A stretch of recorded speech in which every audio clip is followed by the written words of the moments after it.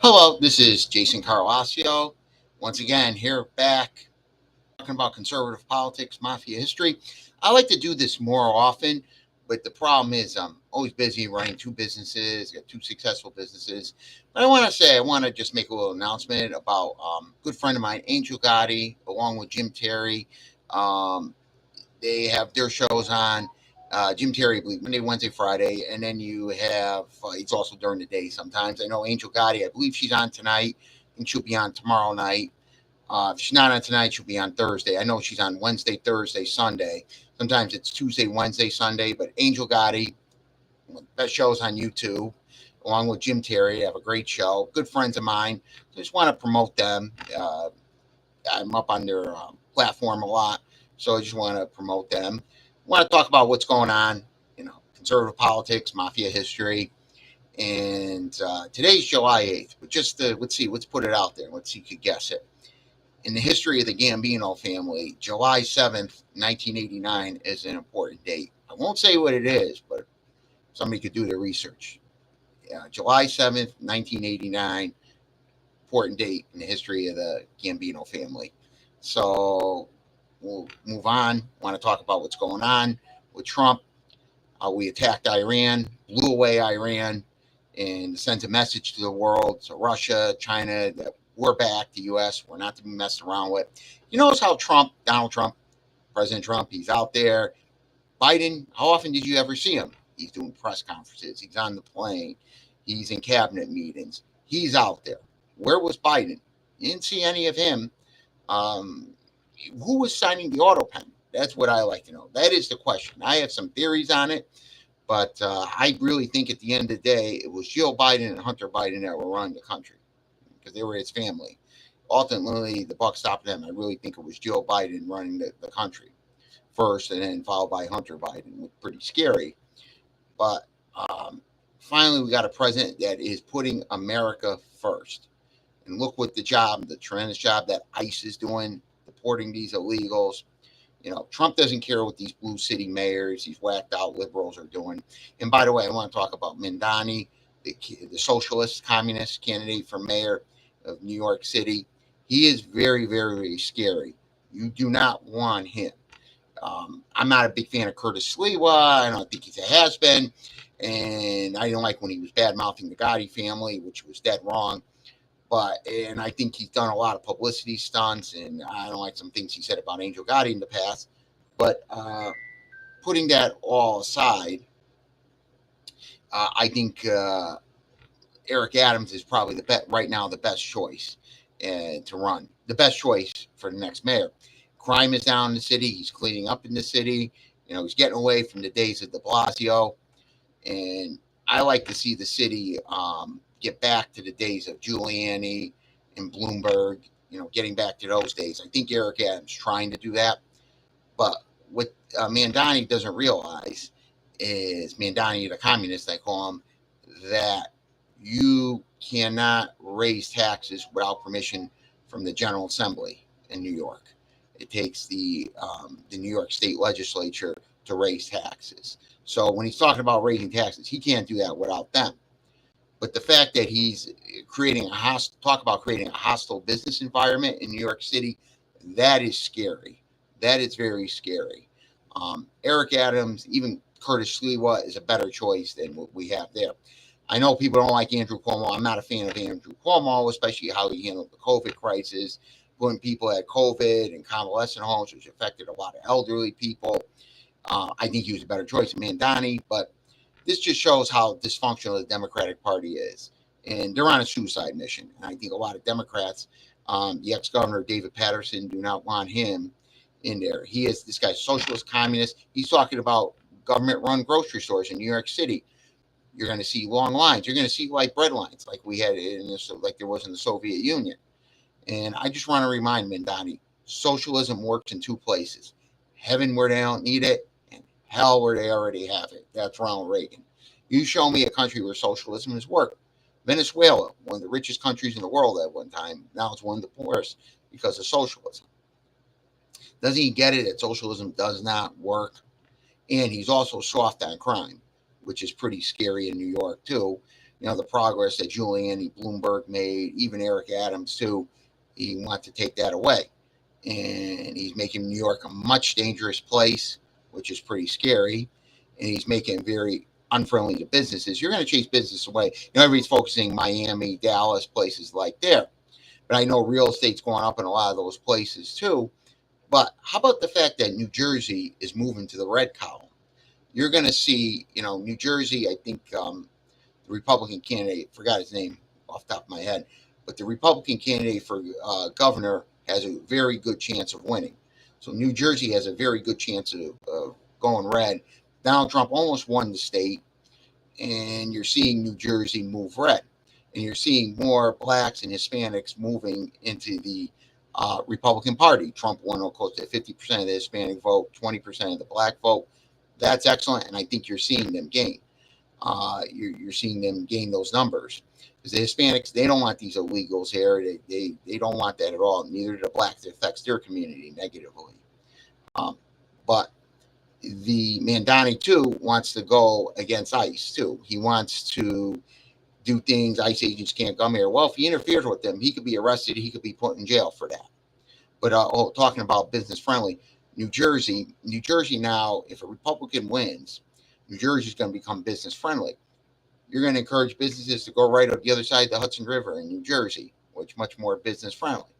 You might encourage them to come up to Connecticut, which Connecticut has its own set of issues, but Connecticut would be a lot better, my home state, a lot better than New York City for businesses. Because even as bad as Ned Lamont is, I'm not a fan of him, but he's a little bit better than Mandani, and they'll come up to Connecticut. I mean, Greenwich is the hedge fund capital of the world.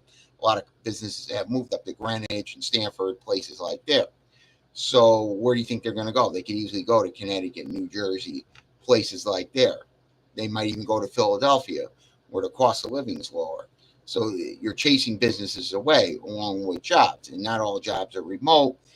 More people want more companies are requiring people to go into the office. They can't say, well, all jobs are remote. And that's not the case. And he's very far left, dangerous. He's going to bring back New York City to the dark ages of 50 years ago. You see how New York was bad in the 70s, the 80s, how dirty it was, crime, businesses leaving, people. Giuliani brought New York back. He brought people back to New York City, businesses, people, safer, cleaner, have the police out there to do their job, cleaning up New York City. I mean, crime, 1990, 2,200 murders a year. What's it down to? Under 400, roughly. I think the lowest point was 3-something, thanks to Giuliani. Bloomberg, too, to his credit. Not that I always agree with Bloomberg. That's another thing. But I do give him credit on that. De Blasio, as bad as he was, he didn't stem the tide too much. But Adams is trying to bring that back, making New York safe, business friendly, an ex-cop. I think he understands that. And I would like to, I think Eric Adams is really the best choice going forward. And I consider myself an adopted New York. I'm up in Connecticut, but I'm in New York a lot. I do business there. So, it's going to make anybody hesitant to do any kind of business in New York, the visitors there, because New York City also relies a lot on tourism, too. So that's another thing. You're not going to see businesses want to move there. You're going to see businesses fleeing if Mandani gets in. He wants his cooperative housing. Did you ever think, too, that maybe housing is really expensive because of all the regulations and things like that? Now that rent controlled apartments makes actually increases the rents of non-controlled rents. So the rent controlled rents actually increase the rents of the non-controlled rents of the non-controlled buildings. So rent control doesn't work. It just results in shortages. In rent control, what's the incentive for a landlord to take care of their building? The buildings are going to get a mess. Taxes are going to go up. How about the landlords? They have increases. My brother's a landlord. He understands this. Anybody that's a landlord, I know a lot of people that are landlords. Your costs go up every year. And in these blue states, they always make you the bad guy, the landlord. Even if you are a great landlord and do everything you should, they always make you to be the bad guy. And what I'm afraid Mandani is going to make it hard for landlords to evict people. You're not going to have the landlords are going to have the incentive. Why maintain my building? Why keep it clean? Why keep it nice? Taxes go up. I can't raise the rents. I'm told how much I could raise the rents. So why am I going to maintain these buildings? So you're going to have a lot more buildings. You're going to have a lot more rundown buildings, dangerous for firemen, going to breed crime, things of that sort. So, and where's the incentive to build more housing then? If you're going to put these rent control, cooperative housing, doesn't he understand cooperative does not work? Cooperativism is communism. That's what it is. This is what they did in the Soviet Union. Hasn't worked. Want to see socialism? Want to see communism? Go tell Mendai and go to look at Cuba. Um, just look at there, and there's an example of where communism, socialism failed. I mean, is this the best the Democratic Party has? I mean, and I think a lot of he's got young people, young college educated people over 100,000. So what do I say? You go to college to be dumber, and a lot of these colleges they're just indoctrination factories. It's getting to the point where it's a whole other subject. I don't think it's worth going to college unless you're going to go for medicine, law, accounting, of course, teaching. But I don't think everyone, in these states they require, well, teachers have to be certified, this and that. Certification doesn't prove you're a good teacher. And there's many good teachers out there, but I just want to say, education majors have the lowest SAT scores, which should be reason for concern. I'd like to see the government get out of the public education system and just go to school voucher, school choice. Teachers would get paid more. You'd have better quality teachers. I do feel bad for a lot of teachers that are trapped in the system. But you also have some teachers that have this liberal indoctrination. You get these on the secondary level, the post-secondary level. You see at grammar schools, middle schools, high schools, liberal indoctrination. Read the books in the public schools, especially the inner cities. It's really hate America. That's what's coming out of the schools. You're seeing this at the college level. Hate America. America's a bad country. But what could you go to college for? Accounting, law, medicine, um, engineering, nursing. I'd like to see, though, the hospitals start to bring out nursing programs where you don't have to spend all this money to go to school to be a nurse. So I like to see these hospitals do that. And but that's pretty much about it. Well, what are you going to go for? There's not much you could go to school for. When you get a degree to take up African studies, Asian studies, European studies, what are you going to do? You have to do something. You're employable. Most of these degrees, you're not employable. And I would say 80, 90% people that go to college, they don't even do what they went to school for. And how many people you have working in jobs that are not requiring a college education. And with AI, that's eliminating a lot of white collar jobs. More and more people are going into the trades. My brother's an electrician, makes an excellent living. Uh, Angel Gotti, your son's an electrician. He makes an excellent living too. So, and I could give other examples. I know painters, carpenters, plumbers, electricians make an excellent living, and those can't be eliminated by AI. So, blue collar jobs are the way to go. For women, we need nurses. There's definitely a nursing shortage out there. I mean, you go to community college, be a nurse, very difficult job, give anybody credit. But my mother worked in healthcare, dietary aid. That's a very tough field to be in healthcare and give anybody credit. My father always says, veterans and caregivers, he has all the respect for in the world. Anybody working in the healthcare field are veterans, which I'm very thankful for. And, but, nurses go to community college, get a 2-year degree, maybe the hospitals, they could train you, they pay for you to go to school. Eventually, you could also get a 4-year degree too. That's a field that's in demand too. There's still a nursing shortage out there. And so you don't need necessarily to go and get a 4-year degree to be successful. Oh, you have to have a 4-year degree to be successful. That's not true. All you do is, what are you going to college to be dumber, to be indoctrinated, to hate America? That's what's being taught there, unfortunately. And, you know, even these, what are you paying for to go to Harvard, Yale, Princeton, spend 50, 60, 70, I've heard as high as 80, 90,000 a year if you're staying on campuses to run up student loans, and then you're not employable. When you get out, you can't find a job, and you end up doing something totally different. This is what the liberals want. They want you to go to school, spend all this money, you get out, you're not employable, and you're dependent on government programs. That's what they want. And they want to just go to college and indoctrinate people. And here's another thing, with so many online courses now being taught, 80, 90% of the course, it's getting to the point 80, 90% of the courses are going to be taught online. You could commute to campuses every day. Why does anybody need to stay on campus anymore?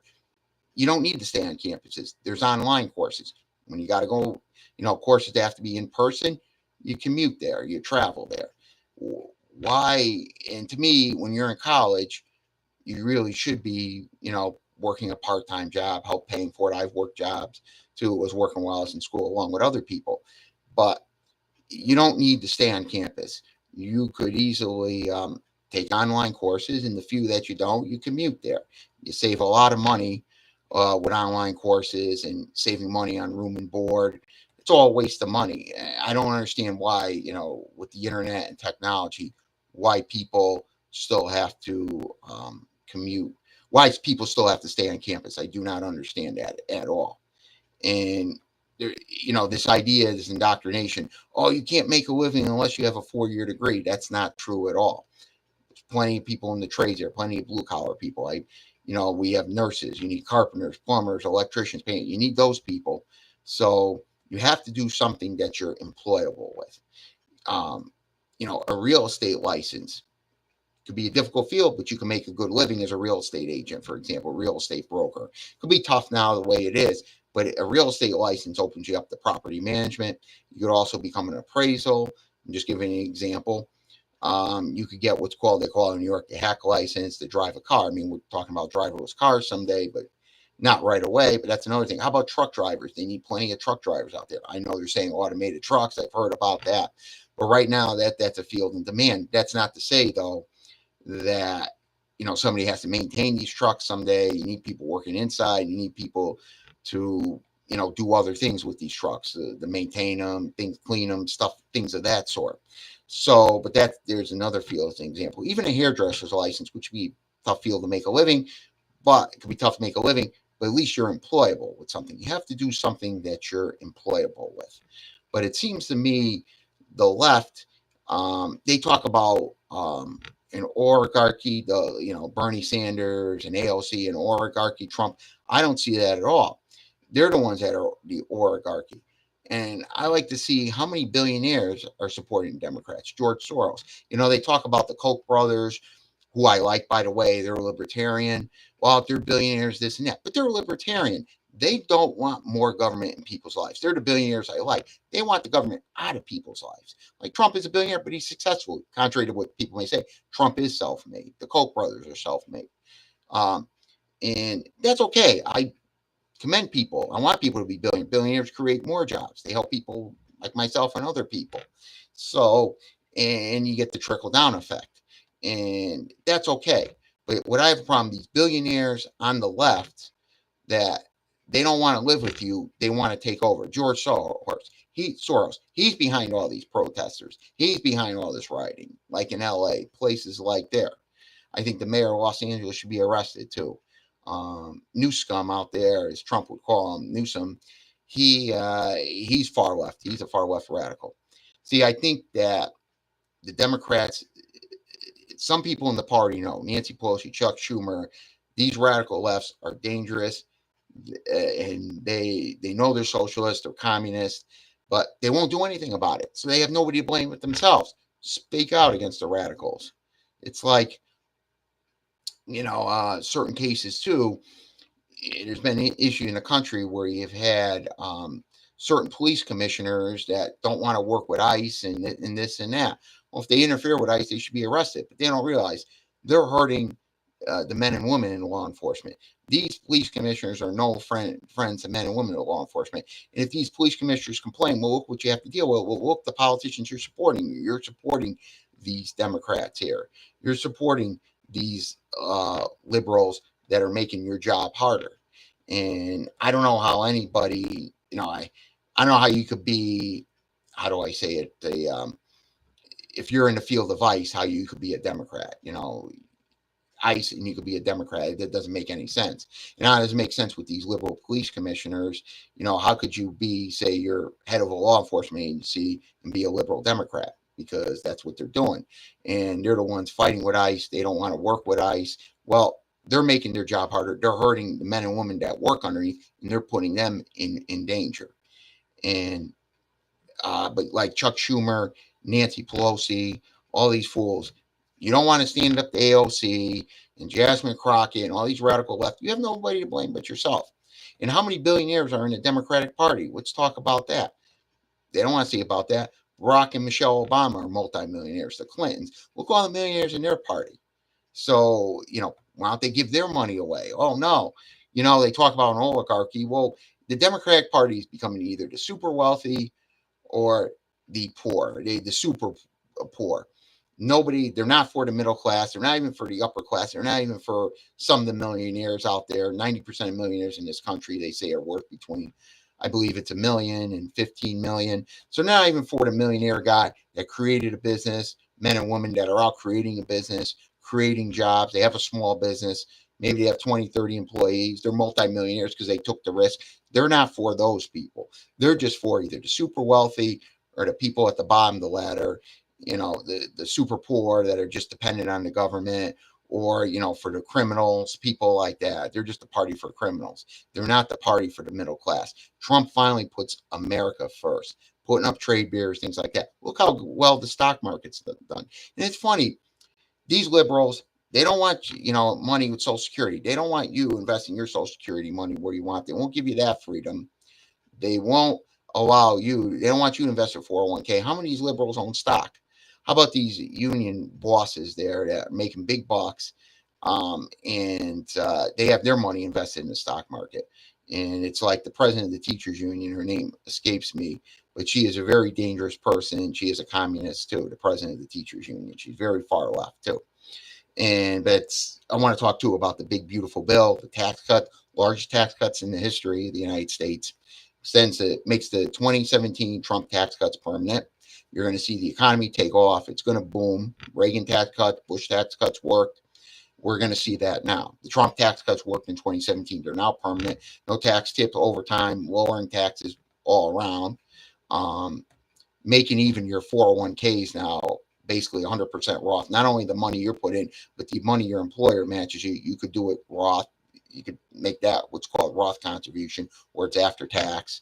So basically, you could build up a tax-free retirement with your Roth 401k, Roth IRA. You could have a tax-free retirement. You could build up $5-10 million, even a couple million in your 401k, 2, 3, 4 million. You could build up tax-free in retirement. The liberals won't tell you about that.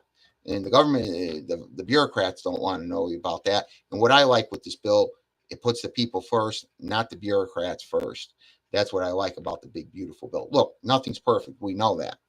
But I like the direction that the country is, the tax cuts, and it's the largest deficit reduction in history. The largest deficit reduction in history, huge tax cuts. And how about what they're forgetting that is how about the revenue coming in from the tariffs? So you have this revenue coming in from the tariffs. And remember what Reagan did when he cut taxes in 81, 82. In 7 years, revenues doubled to the federal government. So I predict you're going to see revenues double to the federal government just on the tax cuts alone, because you're going to see economic growth. People are going to have more money to spend, going to create more jobs, which means you're going to have more revenue coming into the federal government, and then the revenue from the tariffs too. I predict you're going to see budget surpluses. The last time we saw this was 99, 2000, right around there. Clinton got credit for it, but it really wasn't Bill Clinton. It was the Republican Congress that did it, and it goes back to the Reagan tax cuts. And also went back to the Republicans cutting the capital gains. Back when Newt Gingrich was probably best Speaker of the House we had in his lifetime, and cutting capital gains, cutting federal spending. That's why we had a surplus. Those surpluses, which, by the way, that also counted Social Security money. The point is the federal government did have a surplus, and they were talking at the time the country becoming debt-free. I know Trump was talking about paying off the national debt. I believe that could done. Increase in revenue, cutting our deficit. I believe the budget, the federal government will have budget surpluses. I predict that in a few years. We can use that money to pay down our national debt. And maybe the United States, for the first time since 1834, could be debt-free. Imagine if this country was debt-free. Federal government wouldn't have to pay all the interest. So they pay off your savings bonds. Not a big bad thing. So you invest your money in corporate bonds. What's the big deal? I would love to see the government be not only just a deficit, forget the deficit, not only deficit, but debt-free. Wipe out our debt. What is it, 36 trillion in debt? First time since 1834, 200 years. It could be debt-free. It'd be great. Another way to be debt-free. How about selling off a lot of land, a lot of property that the federal government owns? That would be a great idea. I I believe privatizing the post office. I believe the post office is going away with technology, but what's left of it, the remnants, UPS, FedEx, let them take it over. Amazon, I'd like to see that done. Social Security, privatize that, have savings accounts. Even if initially the government has to borrow money, so what? We borrow plenty of money now. We borrow money, pay the people that are retired now, let the people now that are paying into Social Security, you invest it where you want, do like it did in Chile, and it'll be very successful. So instead of somebody getting $2,000 a month for Social Security, they'll be getting $10,000 a month Social Security. 401k is best thing, a lot better than pensions. In 401ks, you have the annuity option where you put an annuity to guarantee you payments for life. So, no doubt, Social Security, privatize Social Security, privatize Medicare. Put money aside, that money that you tax on Medicare, like your Social Security, you put it aside, you invest in an account, and you buy health insurance for yourself when you retire. That's the way to solve this problem with Social Security. Privatization. I like to see that. I like to see Trump push more of that. And yes, you still have to pay in Social Security, but you invest it. Yeah, if you want to put it in bank CDs, you want to put it in money markets, that's fine. But you'll get a better return now. Your return on Social Security is about 2% right now. So your return would historically with bonds is 4 or 5%. Savings bonds, which federal government paid a deficit, we wouldn't have those. That's a good thing. Corporate bonds 6-7%. The stock 10 to 12%. Large cap stocks, small cap stocks, it's 14% historically.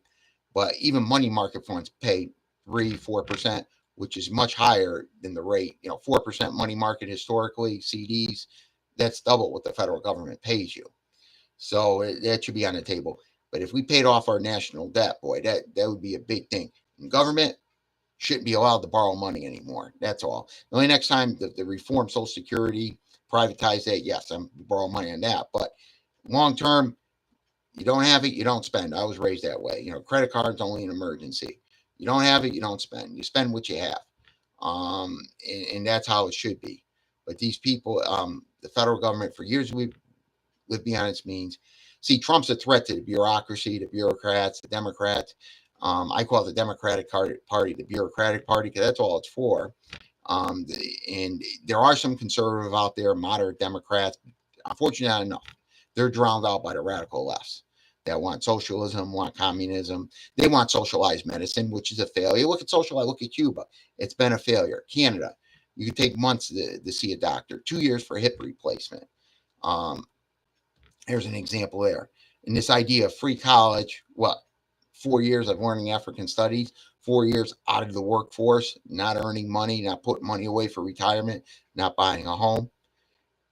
So there's that's all the Democratic Party is about. They want to control your life. That's all they are. They don't want to give you freedom. They want to control your life. That's all they want to do. And just look any place in the world. Socialism, communism is failed. But I think Trump, he's on the right path. This big, beautiful bill. Our military, securing our military, securing our border. That's a biggie. We have to secure our border, securing our military. These illegals out there, I'm all in favor of using the military. I'm also in favor of using state and local law enforcement. I'm also in favor of even going to bounty hunters, dog the bounty hunter. Get these guys, get these illegals. That's what I think should be done, and that's what I think needs to be done. But you got a few minutes left here. But I know I'm like to come on here often. I'm going to try to expand my show. I do it during the day, maybe consider it at night. I talked to Jim Terry a little bit about doing it, but he's a good guy, Jim Terry, JimTerryTV.com. Listen to him; he's very good. People said some negative stuff. I love Jim; he's a great guy. I love Angel Gotti; they're great people. But getting back to what I was saying with Trump, it's too bad we can't have a third Trump term. But the 22nd Amendment was put in there so you don't have Obama for a third term. So that's the way I look at it. But the Republicans have a strong bench. He created the MAGA movement, Trump, which leads to Vance, J.D. Vance in the future. You have Ron DeSantis. We have a strong party. By the way, I love Stephen Miller. He's one of Trump's advisors in the White House. I love Stephen Miller. He is great. He is awesome. He is an excellent spokesperson for Trump. Trump has an excellent team around him. Trump brought in a lot of people from the real world. He has an excellent team around him. And, I predict the golden age of America is going to be here. By the way, I love his idea, too, of putting the golden dome around the U.S. to protect us from any nuclear threats, things like that. I know Reagan wanted to make nuclear weapons obsolete. I don't know if we're going to head in that direction, but we need to have the Golden Dome. I know Trump wants to improve our nuclear stockpile because you want a strong military as a deterrent. Not that you want to go around starting wars. You want a strong military as a deterrent. The China, Russia, that attack on Iran sent the message that we're not to be messed with, that America is back. Don't mess around with us. And Trump's right. Europe should pay its fair share for the military. And by the way, I did like Trump's idea of taking Greenland. I like his idea of taking the Panama Canal. I even like his idea of taking Canada. We're the third largest country land-wise. But if we took Canada, we'd be the second largest land-wise. And you know what? Russia has a very weak military. Look, they can't even beat Ukraine. What's that telling you? And Ukraine's what, a third-rate military country, third-rate military they have, and they can't beat Ukraine. Russian army is very weak. They're not strong. They have a big problem, unfortunately, with alcoholism over there, but they're very weak militarily. I always thought the bigger threat is China. And, Trump is cleaning up Biden's mess. I blame the Iran problem. Trump had Iran on the brink of bankruptcy. I think Trump secretly is pushing regime change over there. So is Israel. Netanyahu's done a great job in Israel. I think he wants to push their secretly regime change by bankrupting Iran. But I got to go. Thank you for watching. Tune in to Angel Gotti. Should be on tonight, Wednesday, Thursday. Tune in to Jim Terry. Have a nice day.